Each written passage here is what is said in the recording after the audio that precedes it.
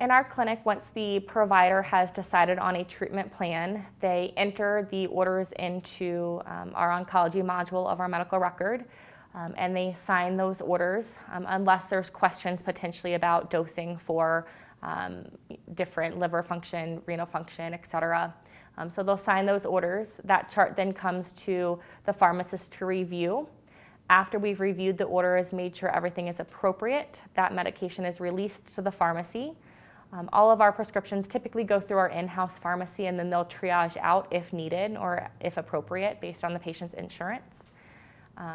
The pharmacy then does their processing in terms of prior authorizations or dispense count limits or any other kind of overrides that need to happen. Our pharmacy, our in-house pharmacy, has also pursued URAC accreditation, which is one of the higher standards for a specialty pharmacy or dispensing pharmacy, showing that they are really seeking after quality in patient care. And so they actually will give the patient a phone call as well to do some initial assessments. They will send out any manufacturer patient kits if possible, those kind of things when they're doing dispensing. And I know a lot of the other specialty pharmacies have similar accreditations or similar things like that.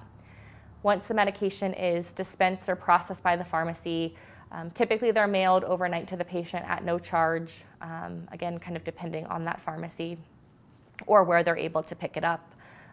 And then we do have patients kind of, meanwhile all of this is happening, after that initial plan is placed, we have patients come in for a chemotherapy teaching, which is probably not the best term anymore since we have so many new terms like immunotherapy and targeted therapy and all of these different terms, but they come in for a teaching or an education session, which is one-on-one, so it's a pharmacist and the patient, and any family members, whoever it may be that they want to bring with them. And so that visit lasts anywhere from 30 to 90 minutes or longer, depending on how many questions the patient has. And in those visits, we review not just the drug itself, but we review exercise recommendations, nutrition recommendations. We do talk about advanced directives with the patient, regardless of their stage of diagnosis, their stage or diagnosis. And then we talk about the drug specifically. We talk about how they get the drug, so really explaining this whole kind of specialty pharmacy type process to the patient, that they can't just go to their neighborhood pharmacy and pick it up. Sometimes they can, but not usually. And then we talk through side effect management and what medications we'd recommend for them to have at home for side effect management. So for example, with abemaciclib, we do recommend that every patient has loperamide, and we will actually try to send that in as a prescription. So some insurances will pay for it and some won't. If they won't pay for it, we tell them to get it over the counter. If they will pay for it, then we have them do it through their insurance company. But things that we really think that they should have at home. These medications don't cause significant amounts of nausea. It's usually something that we'll send a patient home with a nausea prescription and tell them to fill just in case. Or I will occasionally give the patient the option to say, nausea is not very common with these medications, but if you would be more comfortable, I'll send the prescription now. If you want to wait and see, I don't want you to have another copay if you don't need it. So if you want to wait and see, just give us a call and we'll send it in, no questions asked, if you do start having issues.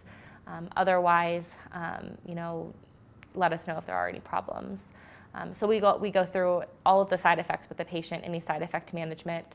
Ribociclib, we do make sure their EKGs are scheduled, make sure orders are in place for their 2 week after starting EKG that we do just as a precaution, and then really have patients let us know really at any point of time about any side effects. We give them all of the appropriate phone numbers to call.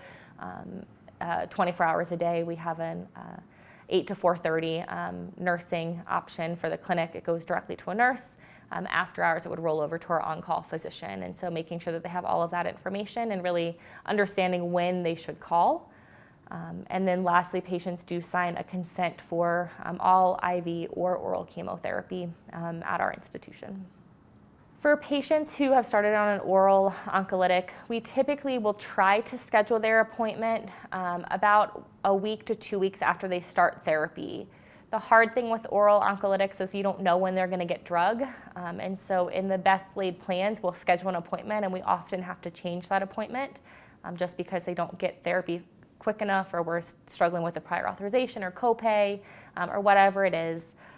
And so we do have a silent alert built into our medical record where our nurses are alerted 10 days after the medication is released from our oncology module that the patient has started an oral oncolytic. And so our message kind of says, patient has started an oral cancer medication, please call them to assess adherence and toxicity. And so the nurses call, they go through our standard flow sheets for adherence and toxicity, really trying to figure out, A, that they've got the medication and when they started it so that we can appropriately schedule any lab work tests that need to happen, EKGs that need to happen, follow-ups that need to happen, and making sure that those are timed appropriately. But also talking about, how are you doing so far? Are you taking your medication? If you're not, why aren't you? If you're already having side effects and we need to bring you in sooner, or if you are having side effects, what are you using to manage those and how can we make that better for you at home? And that's kind of our initial phone call to the patients.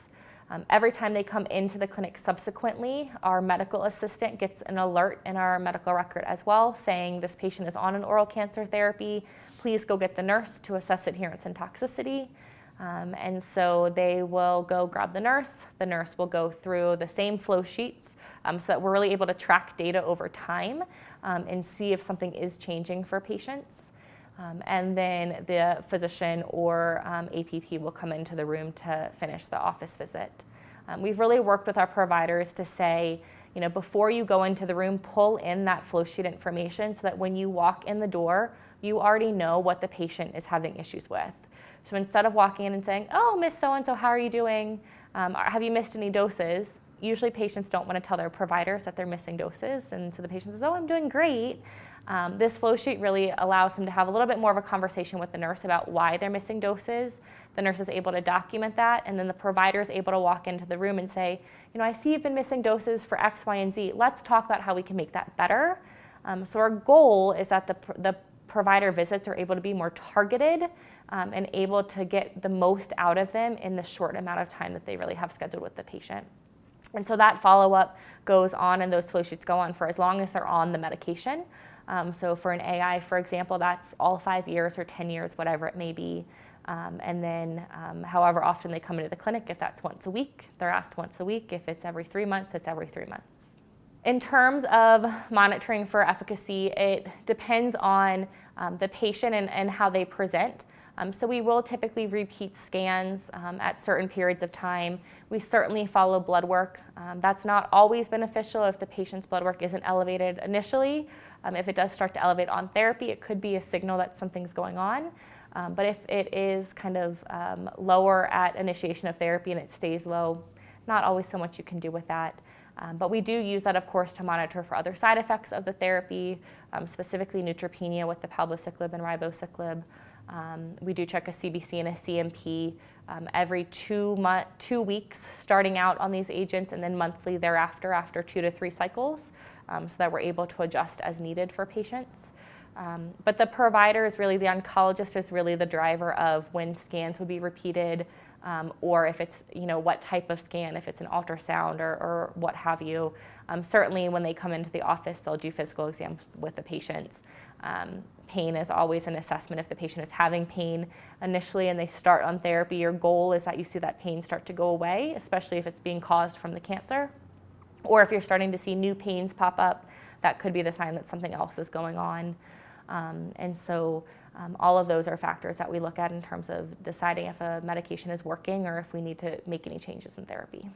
We have a couple of different mechanisms in place to ensure that staff are educated when new products come to market, if that's IV or oral therapies. We do have a pharmacy residency program at my institution, and so we will utilize pharmacy residents or students to help make kind of informational, educational handouts or presentations to nursing staff as well as our providers.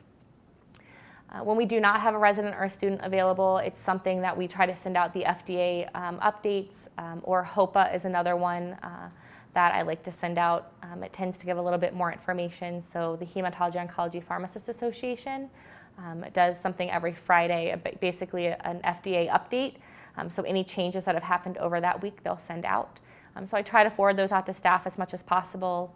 Most of our providers are also receive updates from ASCO or the FDA, and so our providers are fairly driven to stay up to date themselves, but it's definitely something that we will provide any answers or questions as possible, and really try to use our residents and students to help encourage that education. Our nursing staff will have clinical nurse educators come in from drug companies, especially if we're talking about an IV agent, to help provide education to the nursing staff if there are anything special about how to administer that drug, those kind of things. And so, but from an oral perspective, it typically falls back on the clinic for us to provide that education within the clinic to our providers and to our nurses.